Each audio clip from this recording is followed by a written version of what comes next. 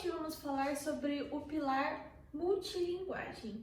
Então, o primeiro tópico que está aqui é definição de primeira ou terceira pessoa. O ideal é você escolher ou a primeira pessoa ou a terceira pessoa. No meu livro com o Marco, a gente fez as duas coisas juntas. Então, a gente fez esse desafio, só que ao mesmo tempo é muito difícil escrever um livro usando as duas, e também o leitor ele fica com uma dificuldade maior em entender aquilo que está sendo passado. Então, a gente recomenda que vocês escolham entre uma e outra. Segundo tópico, mesclar prosa com diálogos. Então, e o que isso ajuda, né? Permite maior proximidade com o leitor e torna o discurso com mais humor. Afinal, o humor nasce da violação das expectativas, que foi um pouco que a gente já falou nos outros pilares, de que é sempre bom você ter quebras de expectativas, e algumas delas geram humor, e isso é muito interessante. Terceiro tópico, inserir linguagem de quadrinhos. Então, tem vários livros que utilizam disso, a gente colocou alguns aqui, o Desaplanar, que é esse aqui, é uma tese de doutorado, então é muito legal, ó, é inteira cheia de quadrinhos, e são quadrinhos muito bem bolados, e assim, é sensacional, a gente recomenda muito que vocês leiam. Também tem o Sapiens, que ele fez uma versão em tirinhas, mas também tem o livro normal, sem tirinhas. E o nosso, que a gente inseriu alguns quadrinhos, algumas tirinhas, mas algumas só. Tem texto também, tem tirinha. E qual é a ideia disso? A ideia é dar leveza para a narrativa. Então, às vezes um texto muito denso, alguma coisa que é muito complexa, que nem nesse caso é uma tese de doutorado, para dar leveza e conseguiu até transformar um livro de fácil acesso, ele teve que usar a linguagem de quadrinhos, o que funcionou muito bem. Outro tópico aqui é criar simbologias. Então, o que é isso, né? Permite migrar do livro para a vida real, como se fosse um universo paralelo. Então, vou dar exemplos aqui que todo mundo deve conhecer. Harry Potter, Star Wars, Star Trek. O que eles fizeram? Fizeram varinha, fizeram um monte de coisa do Harry Potter, camiseta, fizeram caderno, caneca, um monte de coisa. Tem Lego, acho que do Star Wars, se eu não me engano, quebra-cabeça, tem de tudo. Então isso é criar um universo paralelo. Você nunca vai saber se o seu livro vai virar um best-seller ou não, ou se depois de muitos anos vai explodir ou não. Então é sempre bom deixar essas simbologias, porque às vezes o leitor ele não se contenta apenas com aquilo que ele está lendo. Tipo, ele terminou a leitura e ele fala assim, nossa, eu quero mais. E aí o que ele vai pegar para ter mais daquele universo? Ele vai pegar as camisetas, ele vai pegar o quebra-cabeça, ele vai pegar o Lego, ele vai pegar tudo isso para fazer parte do universo dele e ele ainda se sentir inserido no livro. Então isso aqui é muito importante. Arte mesclada com a escrita. O que seria isso? Inserir fotos, desenhos ou a criação de uma música com videoclipe. Então, fotos, desenhos, tudo isso a gente também fez muito no nosso livro. Vocês vão ver aqui, ó, cheio de desenho, quadrinho, fotos, tem um monte. Mas lembrem que tudo isso tem que estar de acordo com aquilo que você está sendo escrito, não são fotos nem desenhos aleatórios, então tem que ter lógica, né? Óbvio, com a escrita. Criação da música a gente fez, então se vocês tiverem curiosidade, vão lá no YouTube, no canal do Bom Fabricando Ideias e confiram. A gente fez uma música baseada no nosso livro e valeu muito a pena, a gente gostou muito. Então, se vocês verem que tem algum potencial para fazer alguma coisa diferente no livro de vocês, coloquem, sabe? Nem que seja uma foto, um desenho ou até mesmo uma música, outra coisa que vocês pensem também, né? A imaginação tá aí para isso. E agora o Marco vai entrar para conversar com vocês.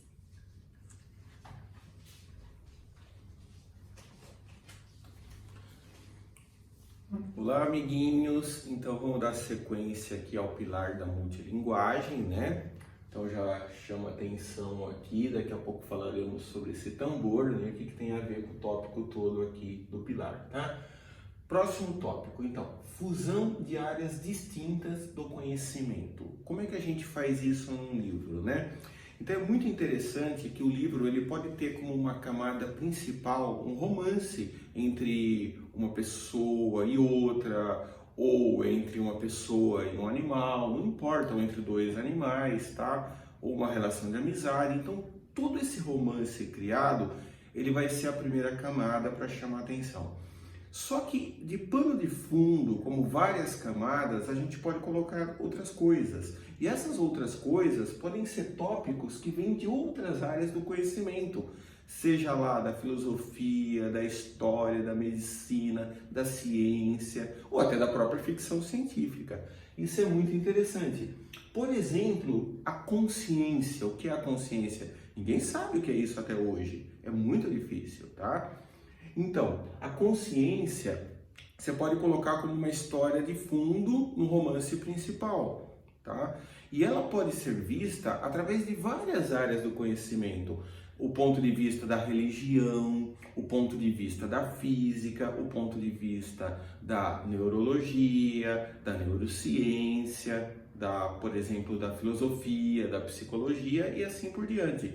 E isso vai dando uma riqueza enorme para o livro, porque ele ganha profundidade e densidade. Ele deixa de ser só uma história de romance, ele tem conteúdo agregado. E isso é muito interessante, porque é vanguarda, tá? Porque não é muito comum se fazer isso. Claro, é muito mais difícil, tá?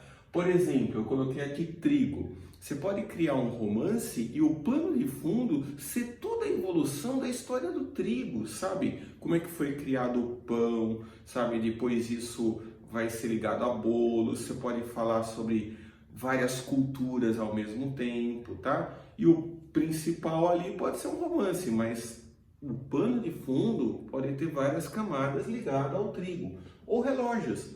Você pode ter uma história toda maluca de uma pessoa, sabe, num romance assim forte, ou mesmo que seja intrigas e tudo mais, e ao mesmo tempo você pode contar a história de toda a relojoaria da humanidade, partindo de um relógio mecânico até chegar num relógio atômico. Então você agrega muito mais valor ao seu livro. Isso é muito interessante fazer. Obviamente é bem difícil fazer isso, porque não é só escrever a camada principal, mas você tem que pesquisar muito as outras camadas, tá? Então a gente recomenda que se faça isso bastante, porque o livro fica muito mais rico, tá? Então, outra coisa importante, né, o segundo tópico é conexão de temas complexos com cultura popular, né? Então, um primeiro exemplo aqui é Pequena Sereia e Vórtice.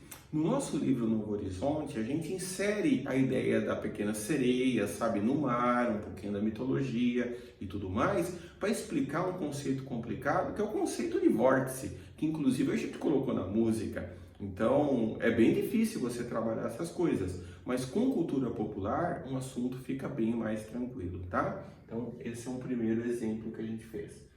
Também fizemos com Coraline, né? E a experiência MK, tá?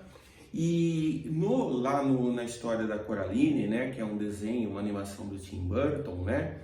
Você tem lá a bela dama, que é extremamente sádica e manipuladora, que vai controlar de qualquer forma a Coraline, tá? Só que através de uma experiência chamada experiência MK. E o que é essa experiência MK? A gente então está trazendo algo assim da psicologia ou até da tortura, tá? Que é uma forma de você, através de manipulação, violência, utilização de drogas ou etc., e você causar uma total dissociação à personalidade da pessoa. Então ela se perde completamente do mundo dela e ela passa a pertencer ao mundo de quem a manipula. Isso é conhecido como experiência MK. E isso está muito ligado ao nosso conceito de cegueira e sonambulismo que tem no nosso livro Novo Horizonte, tá? Então, a experiência MK, que é extremamente complicada, a gente trabalhou com uma animação do Tim Burton. E isso ficou muito interessante, tá? Então a gente recomenda muito que você também faça isso, tá? Outra coisa aqui como exemplo é a solução de um quebra-cabeça científico pode vir até mesmo de um brinquedo infantil, tá? A gente tem isso aqui explicado num documentário que está na Netflix, que é Como o Cérebro Cria, que é do David Eagleman, que é um neurocientista, tá?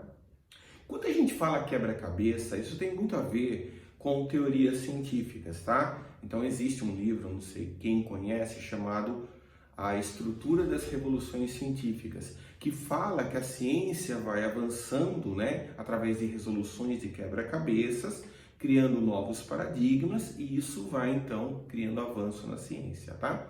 E esses quebra-cabeças científicos, eles ajudam muito, sabe, a gente inserir elementos novos numa história, porque isso mexe com a cabeça do leitor, tá? Então, nesse documentário, o que acontece lá? Você tem um brinquedo que, digamos assim, através de um quebra-cabeça, né, mental, você cria uma resolução científica para isso. E isso é muito interessante de se colocar num livro também, ou até num documentário, porque isso mexe bastante, né, com o poder da criatividade, tá? Então, até vou aqui colocar uma frase, né, parafraseando, porque a gente modificou um pouco a dele, né, David Eagleman, que as boas ideias no futuro virão de entortar, quebrar e mesclar aquilo que nos cerca hoje e até de um passado remoto. Então, na verdade, não é que você precisa, seja para fazer um livro, um documentário, um filme ou um clipe, não importa. Você não precisa criar algo que não existe. Ótimo se fosse sempre assim, mas não é. Às vezes a gente resgata ideias que têm milhares de anos, tá? E dá uma nova roupagem e isso cria algo extremamente inovador que todo mundo fala, nossa, como é que alguém pensou nisso? E foi baseado numa história bem mais antiga, tá? Então isso é bem interessante. Outro exemplo que aparece muito isso, e seria bem interessante colocar no livro, é a chamada famosa foto 51, né? A foto 51, ela tem duas versões. Ela tem a versão A e a versão B, tá? Quem fez essas fotos foi Rosalind Franklin, tá? Que está ligada também à descoberta do DNA. Só que ela não ganhou o prêmio Nobel por isso. Quem ganhou o prêmio Nobel por isso foi o Watson e Crick, tá? Se eu não me engano, em 1962, tá? E eles ficaram, digamos assim, focados na foto 51, na foto B, e não na foto A. Só que para Rosalind Franklin, a foto A era muito mais rica, porque ela era uma cientista. Então ela via na foto A toda a estrutura da cristalografia, os detalhes e tudo mais. Era muito mais rico. Mas aquilo era tão rico que não a permitiu ver a estrutura do DNA como uma helicoidal. Só que a foto B, que era muito mais simples do ponto científico, permitiu essa visão. E o Watson e Crick se basearam na foto B, que é da foto 51, tá? Mas, claro, eu não tiro o mérito da Rosalind Franklin, mas ela não recebeu o prêmio Nobel por isso, tá? E gostariam de dar o prêmio Nobel hoje? Sim, só que tem uma cláusula na Fundação Nobel que diz o seguinte, depois que a pessoa morre, ela não pode receber o prêmio Nobel. E quando vira o mérito da foto, no caso da foto A, que ela ficou, né, digamos assim, vidrada, ela já estava morta, né? Então não tinha mais como dar o prêmio Nobel para ela também, tá? Mas isso é interessante de você inserir também esses detalhes na história, porque muitas pessoas no mundo não conhecem essas histórias. E isso pode agregar muito, né, no conceito que a gente coloca como multilinguagem. Então, multilinguagem são várias camadas. Você tem a camada principal, você pode colocar uma história por trás e assim por diante. Notem que na série Outlander, por exemplo, você tem lá toda, né, uma maquinaria, né, de conflitos, brigas e tudo mais, né, de sexo e tudo mais, e violência, né, levada ao extremo, e ao mesmo tempo você tem uma reconstrução histórica. Você vê a história da Inglaterra oprimindo os escoceses, os irlandeses, e depois você vê também a independência americana. Então isso é muito interessante. Então, porque você trabalha várias camadas, e isso é pura multilinguagem, tá? Então, vale muito a pena trabalhar com isso. Então, a gente coloca aqui uma frase interessante para vocês agora, no próximo tópico, todos esses conceitos permitem uma grande integração dos sentidos, né, e estabelecem uma rede neural forte e duradoura. Então, quando você faz tudo isso aqui que a gente explorou, permite você criar esse fenômeno no livro. E isso é pura neurociência. Isso está ligado, pessoal, com a chamada teoria da integração. E como eu citei aqui da consciência, lembra? Que é um desafio que ninguém descobriu ainda, a teoria da integração também é outro desafio, que está ligado à consciência. Para quem não sabe o que é a teoria da integração, ninguém sabe como, por exemplo, o ato de você ouvir, ver alguma coisa, né? Ou, por exemplo, sentir pelo tato, isso é tudo feito em tempos diferentes nos sentidos. Mas o cérebro humano, ele consegue conectar tudo isso num único tempo e numa única realidade. E ninguém tem ideia de como isso ocorre, sabe? Isso é coisa para prêmio Nobel, tranquilamente, se alguém descobrir, tá? Assim como a consciência. Então, isso tudo está ligado aí a todos esses tópicos dentro desse grande pilar chamado multilinguagem, tá? Agora, já que trabalhamos tudo isso, por que esse tambor? Por que multilinguagem, né? E por que a gente escolheu a montanha Kilimanjaro, que fica na África, tá? E vamos falar aqui também dos tambores falantes. Então, África, por quê?